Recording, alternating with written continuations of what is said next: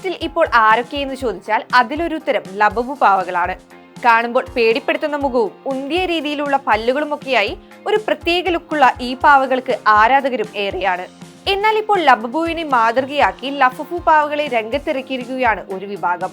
ലബബുവിനെ imitate ചെയ്ത് വിപണിയിലെത്തിയ പാവകൾക്ക് നൽകിയിരിക്കുന്ന പേരാണ് ലഫഫു. ലഫഫുവും ലബബുവും പെട്ടെന്ന് കണ്ടാൽ തിരിച്ചറിയാൻ കഴിയാത്ത തരത്തിലാണ് നിർമ്മിച്ചിരിക്കുന്നത്. പക്ഷേ ഒരു സുരക്ഷാ മാനദണ്ഡങ്ങളും പാലിക്കാതെയാണ് ലഫഫുവിന്റെ നിർമ്മിതി. കാണുമ്പോൾ ലബബുവിനെ പോലെ തന്നെ ആണെങ്കിലും ഇവ കുട്ടികൾക്ക് കളിക്കാൻ കൊടുക്കുന്നത് അപകടത്തിനിടയാക്കുമെന്നാണ് മുന്നറിയിപ്പ്. കൂടുതൽ പരിശോധനയിൽ ലഫഫുവിന്റെ പല ഭാഗങ്ങളും പെട്ടെന്ന് തന്നെ ഇളകിപ്പോകുന്ന നിലയിലാണെന്നാണ് കണ്ടെത്തിയിട്ടുള്ളത്.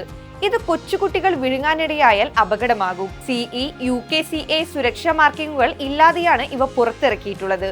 നിർമ്മിക്കുന്ന ആളുകളുടെ പേരുവിവരങ്ങളും മിസ്സിംഗ് ആണ്.